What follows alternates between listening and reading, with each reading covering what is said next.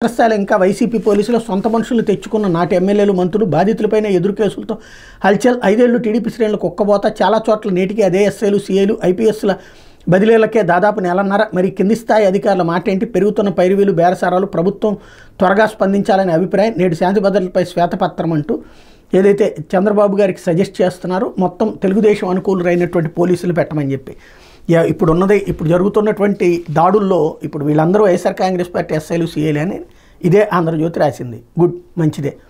మరి అట్లాంటప్పుడు ఇవాళ జరిగినటువంటి వైఎస్ఆర్ కాంగ్రెస్ పార్టీ వాళ్ళ మీద దాడులప్పుడు తెలుగుదేశం వాళ్ళని అరెస్ట్ చేసి ఉండాలిగా, కేసులు పెట్టి ఉండాలిగా, ఎందుకు పెట్టలేదు? లేదు, హత్యా ప్రయత్నాలు జరుగుతున్నప్పుడు కేసులు పెట్టాలిగా, అరెస్ట్ చేయాలి కదా, వాళ్ళు వైసీపీ మనుషులు కాబట్టి ఎందుకు చేయలేదు అంటే వాళ్ళ డ్యూటీనే, వాళ్ళు పోలీసులే, వీళ్ళందరినీ తీసి తెలుగుదేశం పోలీసులని వైసీపీ పోలీసులని ఉంటారా?